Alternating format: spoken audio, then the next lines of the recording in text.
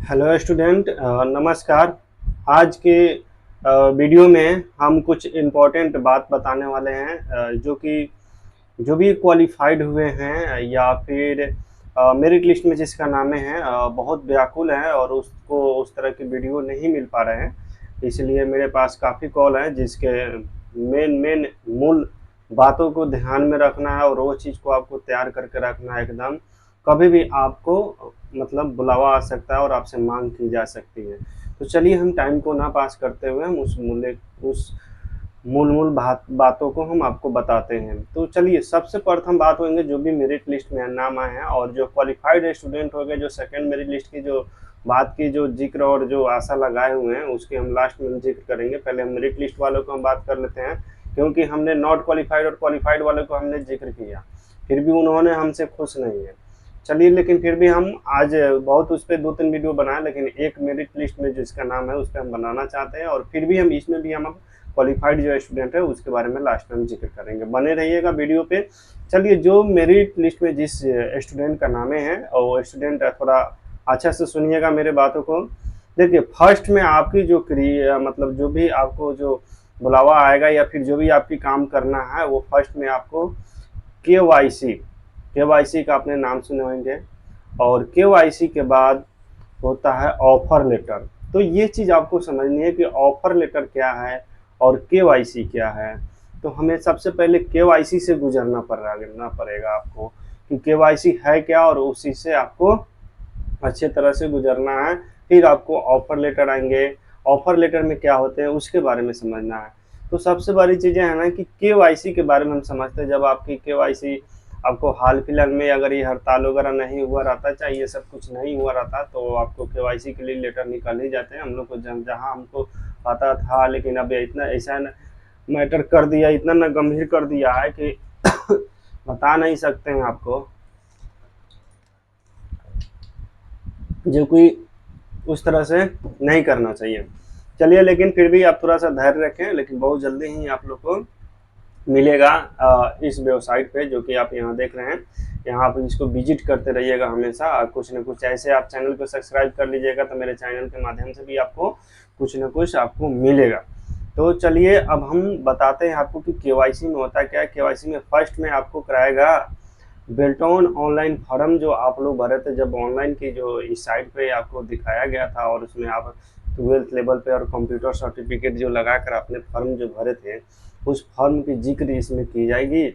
इसमें जिक्र क्या किया जाएगा, सबसे मेन मुद्दा ये है कि आपने अपना नाम जो भरा है फॉर्म ऑनलाइन कराते वक्त, उस समय आपको अपनी नाम की मीनिंग क्या लिखी थी उस समय में, इसकी पहले सबसे पहले उन्होंने जांच करेगी। आपका नाम, आपका फादर्स नेम, आपका डेट ऑफ बर्थ, आपका एड्रेस, ध्यान रहे सारी चीज़ें कान खोल कर सुन लीजिए। जो मेरिट लिस्ट में जो भी स्टूडेंट है, फर्स्ट आपका ये बचा हुआ है, इसके बाद आपको ऑफर लेटर होगा। पहले आप केवाईसी के बारे में पहले समझ लीजिए। ये आपको कभी भी नोटिफिकेशन इस साइट पे आ सकती है। तो सबसे बड़ी चीज़ है, बेल्टॉन जब फॉर्म ऑनलाइन करते वक्त आपने जो भरा हुआ था वह, उसमें नाम अपना, फादर्स नेम, और उसके बाद विलेज जो भी आप एड्रेस मैच किए हैं और डेट ऑफ बर्थ, ये सारी चीज़ें मैच कराएंगे। सबसे इम्पोर्टेंट चीज़ है कि आपने जो मोबाइल नंबर दिए थे उसकी भी जिक्र होने वाली है। तो मोबाइल नंबर की कब जिक्र होगी हम आपको बताएंगे, बने रहिए। तो फर्स्ट में क्या है बाबू, आप जो बेल्टॉन के जो फॉर्म भरे हैं उससे आपको मैच करना है। तो उससे किसको मैच करना है, जो आपकी आधार कार्ड है, जो आपका आधार कार्ड है उससे आपको मैच कराना है कि आपकी जो नाम की मीनिंग है आपके आधार कार्ड में मैच हो रहा है कि नहीं, सही सही एकदम।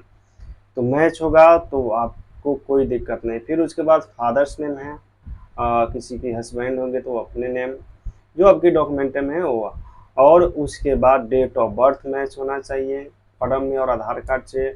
और जो डिटेल्स लिखे हैं आप वो डिटेल्स, और किसी किसी आधार कार्ड की डिटेल्स जो होती है गड़बड़ होती है, लेकिन आपको नाम और डेट ऑफ बर्थ और फादर्स नेम मैच होनी चाहिए किसी भी परिस्थिति में।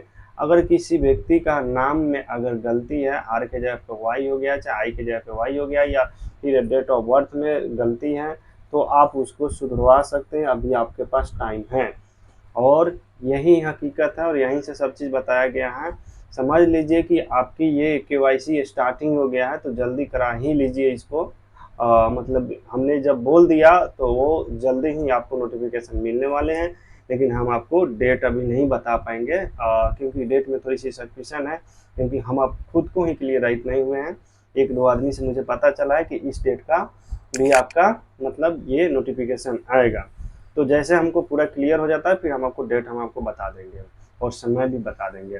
तो चलिए, हम सबसे बड़ी चीज़ है ये बेल्टॉन की फॉर्म और ऑनलाइन जो भी हम फॉर्म अप्लाई किए थे, और आपको यहाँ पे आधार कार्ड से उसको क्या करना है, मैच करना है सबसे प्रथम बात। तो उसे हम मैच करा लेंगे और मैच हो जाएगा तो ठीक है, ना तो डेट ऑफ बर्थ में गलती है तो आप अभी सुधरवा लीजिए, आराम से सुधर जाएगा।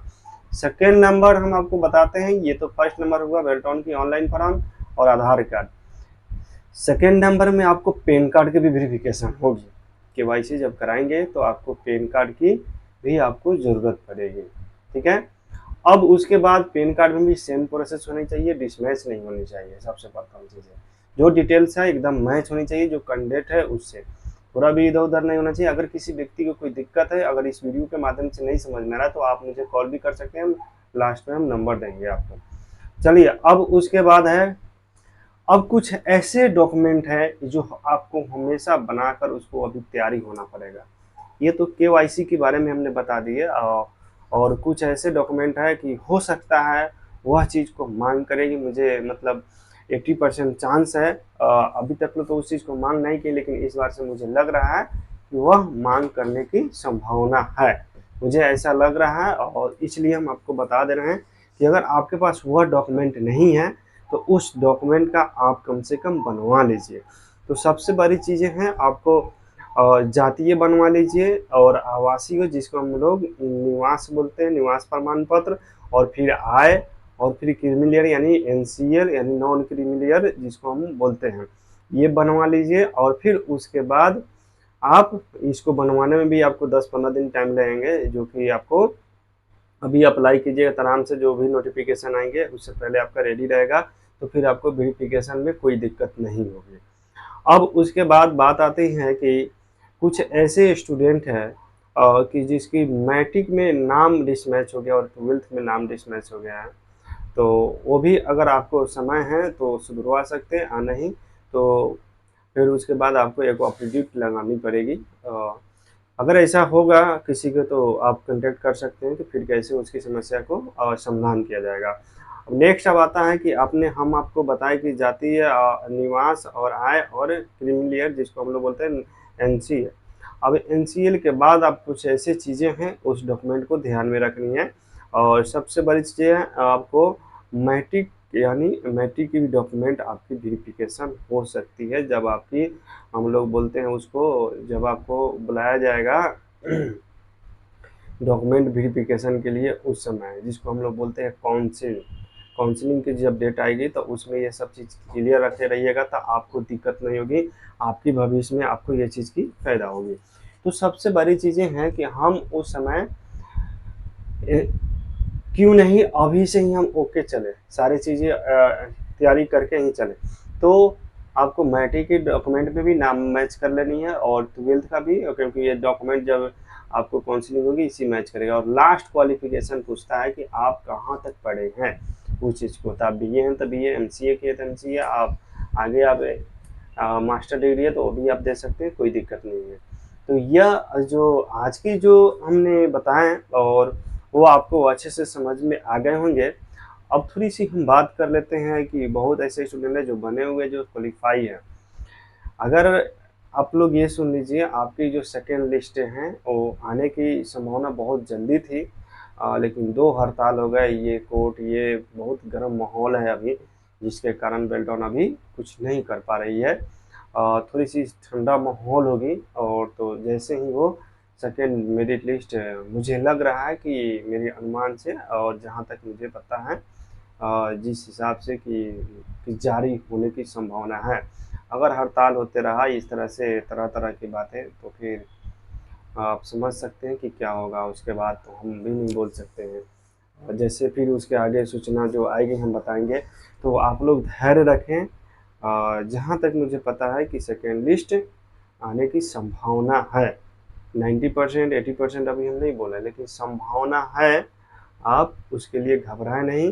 पूरी तरह अभी हम क्लियर नहीं हो पाए हैं, लेकिन इतना समझ लीजिए कि सेकेंड मेरिट लिस्ट, क्योंकि बेल्टॉन के पास दूसरा कोई उपाय नहीं है, दो ही उपाय है। या तो 5,000 से उसका बहाल कराएंगे, बहाल कराने से 5,000 से उसका पूरी सीटें जितने भी खाली है वह सीटें फुल नहीं हो सकती है। इसलिए नेक्स्ट टाइम वो उसको बच्चा चाहिए ही तो चाहिए, स्टूडेंट चाहिए ही चाहिए काम करने वाले। तो उसके लिए वह फिर सेकेंड मेरिट लिस्ट निकालेंगे।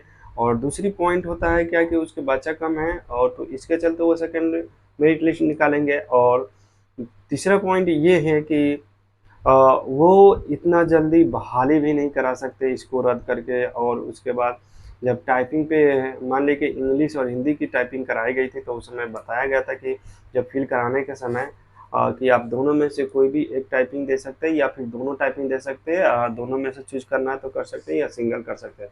मान लीजिए जिस वक्त बच्चा ने इंग्लिश ही चूज किया तो उसको तो होना चाहिए ना। तो इसलिए ये सेकेंड का चांस बनता है कि सेकेंड मेरी लिस्ट आएगी। कब आएगी ये डेट मुझे अभी तक क्लियर नहीं हुआ, एक दो आदमी बोला भी है, तो हम उस चीज़ को अभी नहीं मानेंगे। जब तक हम क्लियर ना हो जब तक हम आपको नहीं बताएंगे। तो आज के वीडियो में इतना ही। और जब तक हम आपको एक कॉन्टैक्ट नंबर देते हैं, फिर से वो मिस कर रहे थे हम, यहाँ से हम डाल देते हैं इस पर 88739531। यह मेरा कॉन्टैक्ट नंबर है, और आप चाहें तो इससे पूछ सकते हैं कोई भी प्रॉब्लम हो, डॉक्यूमेंट या जो भी हो, हमसे जितना मदद हो उतना हम कर सकते हैं। अब हम आज की वीडियो में इतना ही, फिर हम नेक्स्ट वीडियो में हम आपको मिलते हैं। चलिए जब तक के लिए जय हिंद जय भारत।